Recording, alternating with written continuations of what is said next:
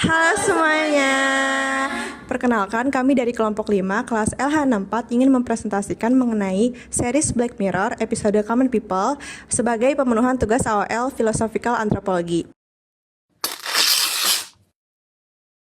Black Mirror episode Common People berpaku pada kritik terhadap transhumanisme yang didasari oleh kapitalisme dan konsekuensi terhadap esensi kemanusiaan. Episode ini menyorot teknologi yang justru menjadi komoditas eksklusif yang hanya bisa diakses bagi mereka yang memiliki privilege dibandingkan menawar harapan dalam mengatasi sebuah keterbatasan, terutama dalam aspek biologis.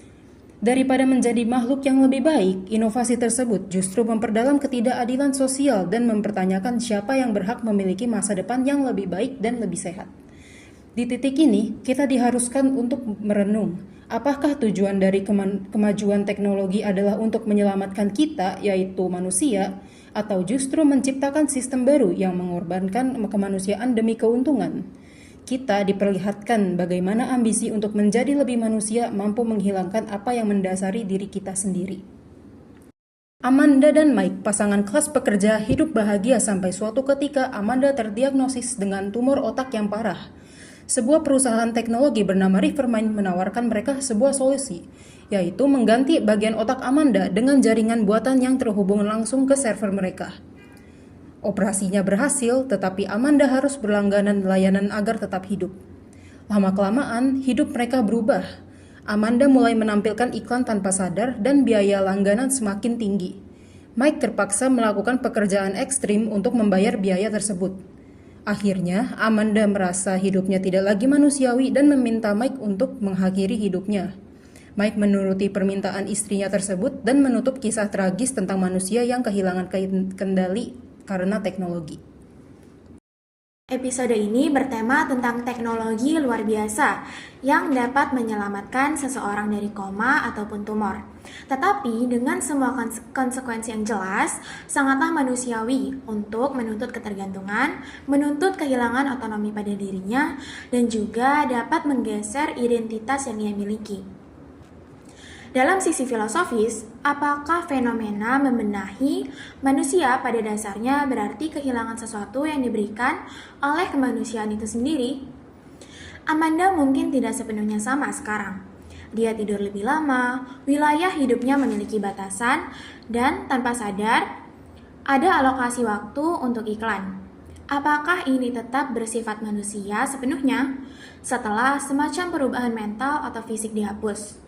Apakah manusia itu sendiri memperdebatkan dirinya setelah dibiayai dalam objek yang dipasarkan? Ini menjadi banyak gagasan dan juga pertentangan tentang apa yang menentukan esensi mendalam manusia itu sendiri. Rivermind digambarkan sebagai teknologi yang bisa menyelamatkan hidup, tetapi manfaatnya sangat bergantung pada kemampuan seorang membayar layanan terbaik mereka. Yang tidak mampu harus menerima versi yang kurang optimal. Situasi ini menyoroti masalah ketidakadilan, di mana teknologi yang seharusnya membantu semua orang justru memperlebar jarak antara kelompok kaya dan tidak mampu. Beberapa individu hidupnya sepenuhnya ditopang oleh perangkat teknologi, hingga kualitas hidup mereka menurun drastis. Ketika seorang tidak lagi bisa berfungsi secara mandiri, muncul pertanyaan etis. Apakah hidup yang sepenuhnya bergantung pada teknologi masih memiliki kualitas dan martabat yang layak? Keputusan Amanda untuk memilih kematian bermartabat dengan bantuan Mike memunculkan dilema etis. Isu yang muncul meliputi hak seseorang menentukan akhir hidupnya, apakah euthanasia dapat dibenarkan dalam situasi tertentu, dan bagaimana mendefinisikan kehidupan yang benar-benar manusiawi ketika tubuh sepenuhnya bergantung pada teknologi. Selanjutnya, apa sih pengertian transhumanisme itu? Jadi, transhumanisme adalah gagasan bahwa manusia bisa meningkatkan kemampuan fisik, pikiran, dan emosi dengan teknologi. Contohnya lewat rekayasa genetik, implan, AI, atau teknologi yang membuat manusia lebih kuat, lebih pintar, atau hidup lebih lama. Nah, tujuan dari gerakan ini adalah menciptakan manusia baru yang lebih unggul, yang sering disebut dengan post-human. Tapi ada pertanyaan besar, kalau kita terus ditingkatkan oleh teknologi, apakah kita masih manusia seperti dulu?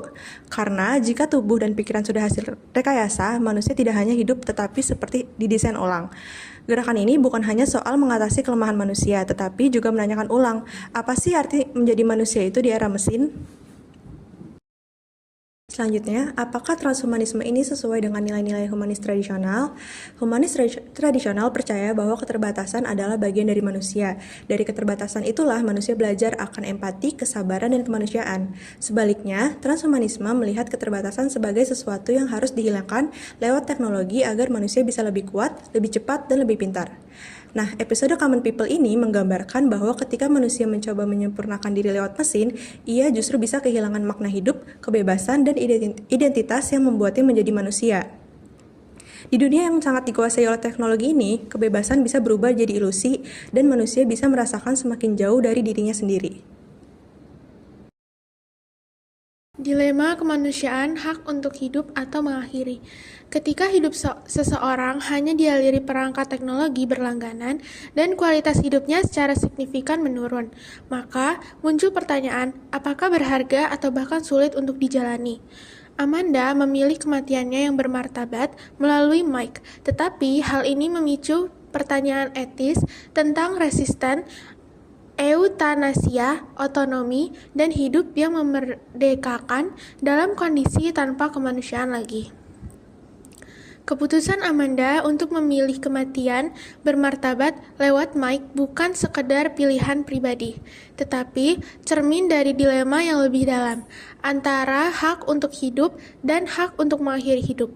Ketika tubuh dikendalikan mesin dan kesadaran dipertahankan algoritma, kebebasan menjadi kabur. Apakah itu benar keputusan manusia atau sistem yang memaksa bertahan? Teknologi yang diciptakan untuk menyelamatkan hidup kini justru menunda kematian dengan mengorbankan maknanya.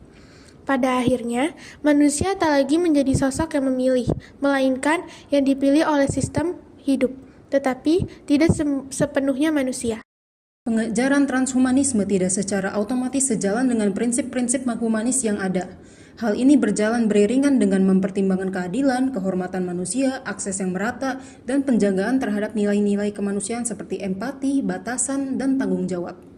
Sebaliknya, jika orientasi transhumanisme bergeser menjadi obsesi untuk menjadi lebih manusia, misalnya demi performa, superioritas, atau status sosial, maka pendekatan tersebut dapat berbenturan dengan dasar humanisme yang menekankan martabat, keterbatasan alamiah, serta tanggung jawab moral setiap individu. Pendekatan seperti itu berisiko mengabaikan nilai kemanusiaan yang paling mendasar dan justru mempertajam ketidaksetaraan. Oleh karena itu, hubungan antara transhumanisme dan humanisme sangat bergantung pada cara keduanya dipraktikkan. Apakah teknologi digunakan untuk memperdalam kemanusiaan atau justru menjauhkannya? Sekian dari kelompok kami, kurang lebihnya mohon maaf. Terima kasih.